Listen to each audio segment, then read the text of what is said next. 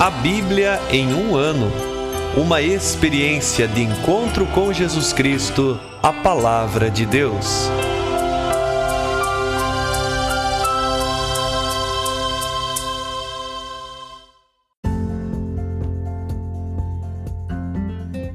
Olá, eu sou o Bruno, seminarista da Diocese de Ponta Grossa, Paraná.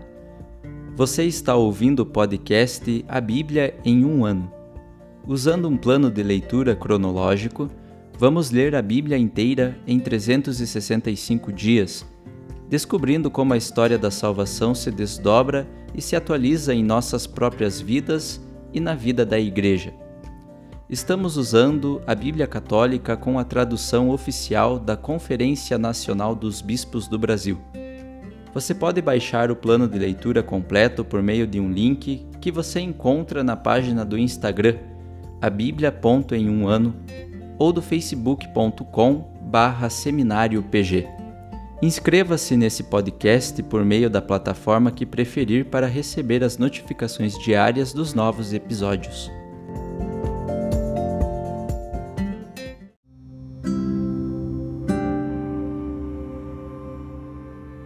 Olá, eu sou o Padre Jaime Roça, da Diocese de Ponta Grossa, no Paraná. Antes de iniciarmos a leitura e a escuta dos textos bíblicos propostos para hoje, peçamos que pela ação de Deus, a sua palavra frutifique em nossas vidas. Em nome do Pai, do Filho e do Espírito Santo. Amém. Senhor, envia teu Espírito Santo para que eu compreenda e acolha a tua palavra, que eu possa conhecer-te, amar-te, servir-te e louvar-te, a fim de que pelo testemunho da tua palavra todos te adorem. Faze, ó Deus, que pela leitura da tua palavra os pecadores se convertam, os justos perseverem na graça e todos consigamos a vida eterna. Por Cristo nosso Senhor. Amém.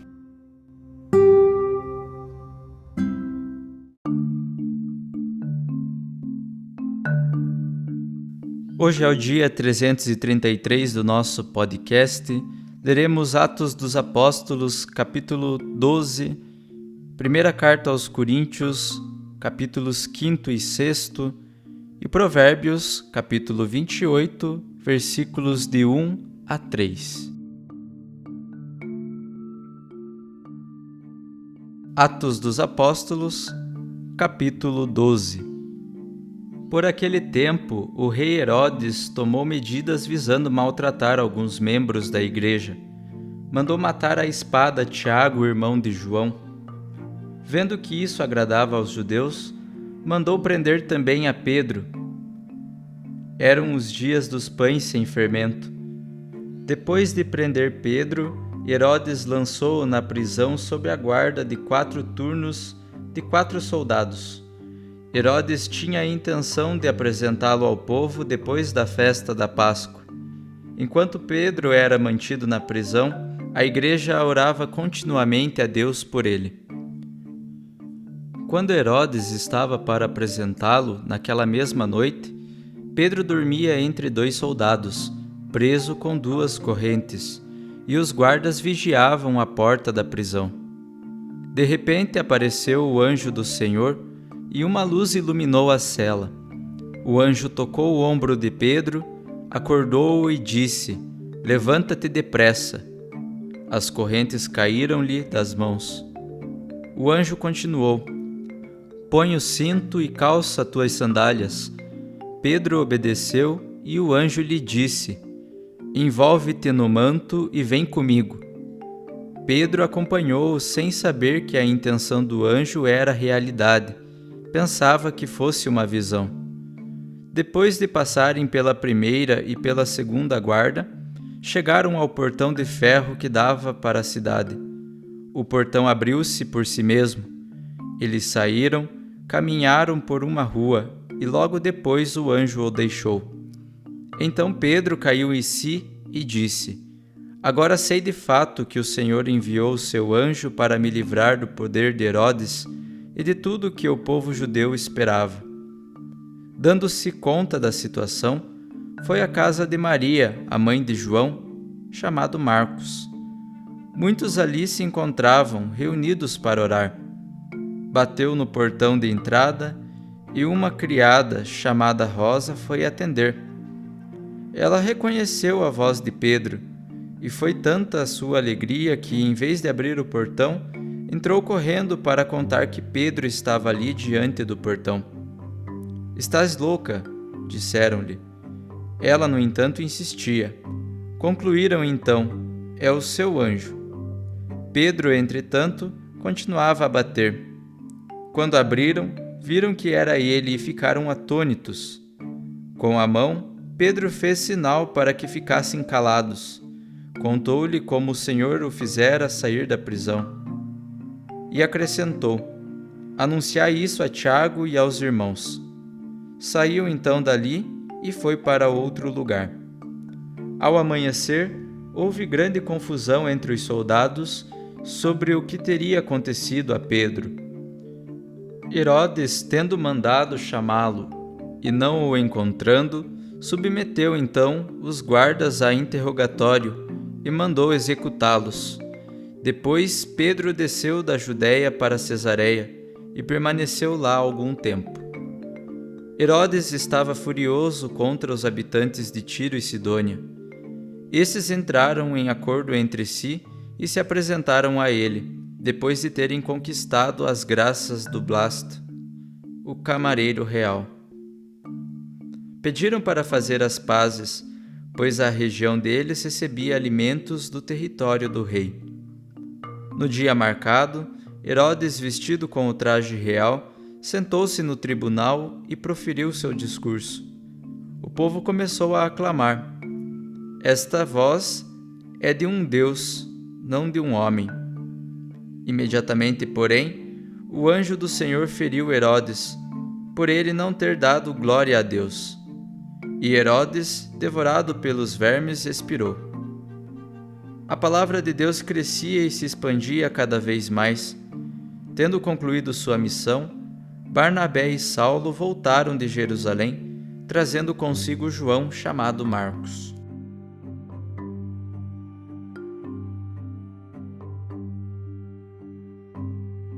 Primeiro Coríntios, capítulo 5. Ouve-se que está acontecendo imoralidade sexual entre vós, imoralidade que não existe nem entre os gentios. Um dentre vós está convivendo com a própria madrasta. No entanto, estáis cheios de arrogância, em vez de ficardes tristes e tirar do meio de vós aquele que assim procede. Pois bem, embora ausente fisicamente, mas presente em espírito, já julguei como se estivesse presente entre vós aquele que assim fez. Em nome do Senhor Jesus, estando vós e eu em espírito unidos com o poder de nosso Senhor Jesus, entregamos esse indivíduo a Satanás para a destruição da carne, a fim de que o espírito seja salvo no dia do Senhor. Não é bela a vossa vanglória? Não sabeis que um pouco de fermento leveda toda a massa? Jogai fora o velho fermento, para que sejais uma massa nova, já que sois pães sem fermento. De fato, nosso Cordeiro Pascal, Cristo, foi imolado. Assim celebremos a festa, não com o velho fermento, nem com o fermento da maldade ou da iniquidade, mas com os pães sem fermento da sinceridade e da verdade. Na carta que vos escrevi, recomendei-vos que não tenhais convivência com pessoas dadas à imoralidade sexual. Não me referi aos imorais deste mundo, nem aos avarentos, aos ladrões ou aos idólatras em geral, pois neste caso teríeis que sair do mundo. Agora eu vos escrevo que não tenhais convivência com alguém, dizendo-se irmão, seja imoral, avarento, idólatra, caluniador, beberrão ou ladrão. Com tal pessoa nem se deve tomar refeição. Iria eu julgar os de fora? Não se trata antes de vós mesmos julgardes os de dentro? Os de fora é Deus quem julgará. Tirai o iníquo do meio de vós. Capítulo 6. Quando um de vós tem uma questão contra o outro, ousa deixar-se julgar por injustos, em vez de recorrer aos santos? Não sabeis que os santos julgarão o mundo? Ora, se o mundo está sujeito ao vosso julgamento, seríeis acaso incompetentes para julgar questões tão insignificantes? Não sabeis que julgaremos os anjos? Quanto mais as coisas desta vida. No entanto, se tendes coisas desta vida em julgamento, estabeleceis como juízes aqueles que são menos considerados na igreja? Digo isso para vos envergonhar. Será que aí entre vós não se encontra alguém mais sábio que possa ser juiz entre irmãos? Em vez disso, irmão contra irmão vai a juízo, e isso perante infiéis. Aliás, já é uma grande falta haver processos entre vós. Por que não tolerais antes a injustiça? Por que não tolerais antes ser prejudicados? Pelo contrário, vós é que cometeis injustiça e causais dano, e isso contra irmãos. Não sabeis que os injustos não terão parte do reino de Deus? Não vos iludais, os imorais, os idólatras, os adúlteros, os efeminados, os sodomitas, os ladrões, os avarentos, os beberrões e os caluniadores, os fraudadores, não terão parte no reino de Deus. E algum de vós éreis isso. Fostes, porém, lavados, fostes santificados, fostes justificados em nome do Senhor Jesus Cristo e no Espírito de nosso Deus. Tudo me é permitido, mas nem tudo me convém. Tudo me é permitido, mas não me deixarei dominar por coisa alguma. Os alimentos são para o estômago, e o estômago para os alimentos. Deus, porém, destruirá tanto esses como aquele. O corpo não é para a imoralidade sexual, ele é para o Senhor, e o Senhor é para o corpo. E Deus, que ressuscitou o Senhor, nos ressuscitará também a nós pelo seu poder. Porventura não sabeis que vossos corpos são membros de Cristo? Poderia eu fazer dos membros de Cristo membros de alguma prostituta? De modo algum. Não sabeis que aquele que se une a uma prostituta torna-se com ela um só corpo? Está dito, os dois serão uma só carne. Quem se une ao Senhor, torna-se com ele um só espírito. Fugi da imoralidade sexual. Todo pecado que alguém venha a cometer é exterior a seu corpo. Quem é imoral, porém, peca contra seu próprio corpo. Não sabeis que vosso corpo é santuário daquele que habita em vós, e o Espírito Santo que recebestes de Deus, e que não pertenceis a vós mesmos? De fato, fostes comprados por alto preço. Glorificai, portanto, a Deus no vosso corpo.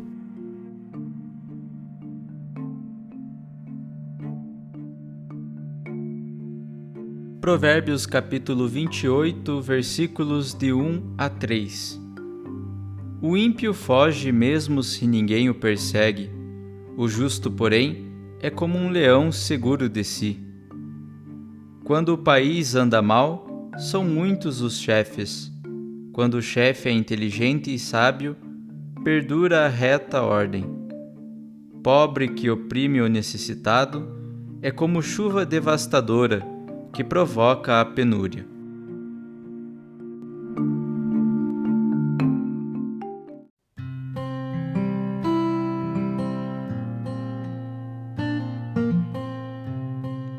Olá, eu sou o Padre Rodrigo Ribas.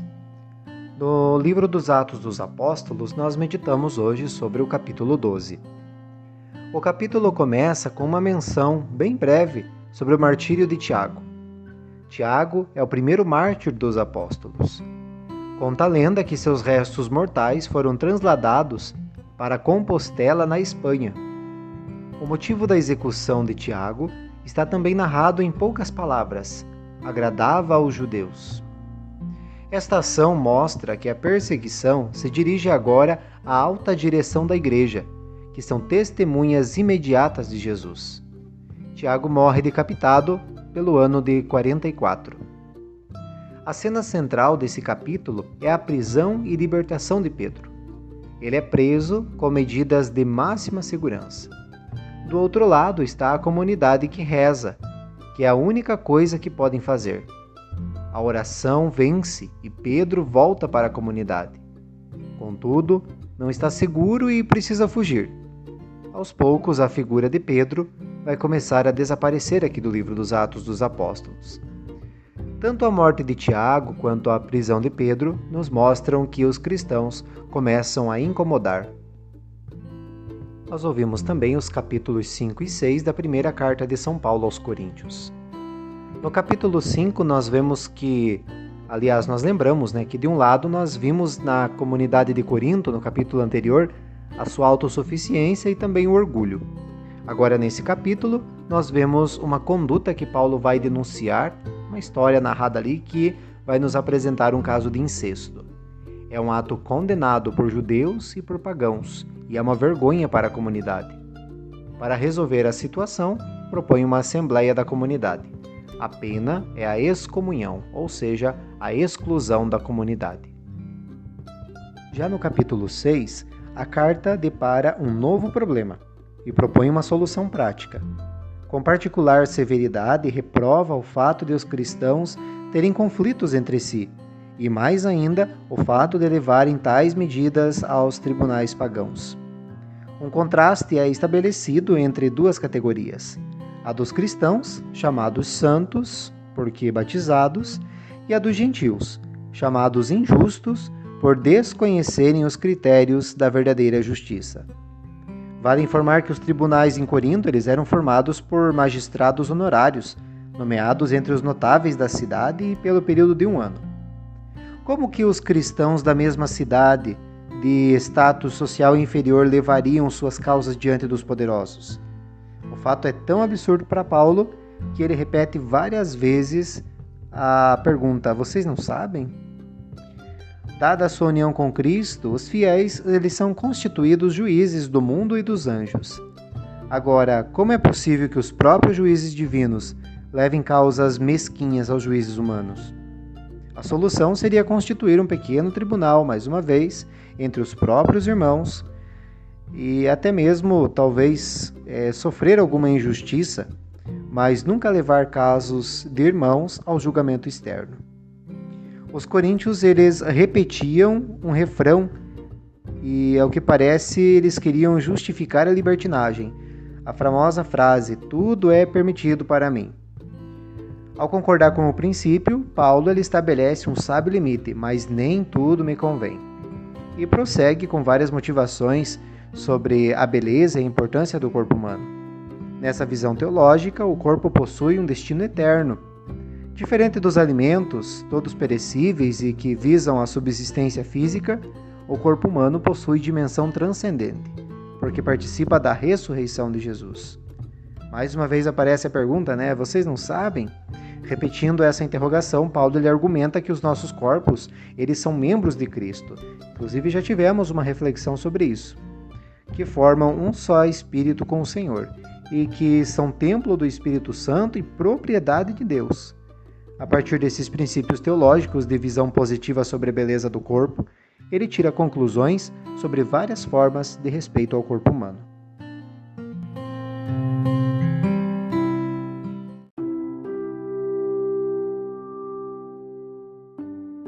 Querido irmão, querida irmã, após a leitura e a meditação da Palavra de Deus contida na Sagrada Escritura, peçamos que o Espírito Santo inspire as nossas ações a partir do mistério de Jesus Cristo, o Verbo encarnado. Oremos. Ó Deus, concedei ao vosso povo alimentar-se cada vez mais da vossa palavra e nela encontrar a fonte da vida.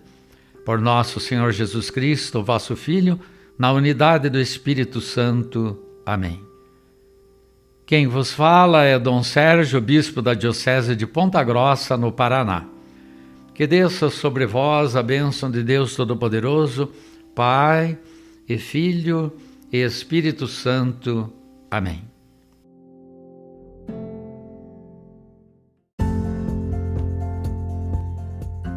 Você acaba de ouvir mais um episódio do podcast A Bíblia em um Ano.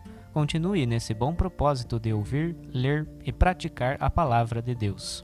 Rezemos por todos que estão fazendo este caminho de leitura da Bíblia. Procure também participar da sua comunidade.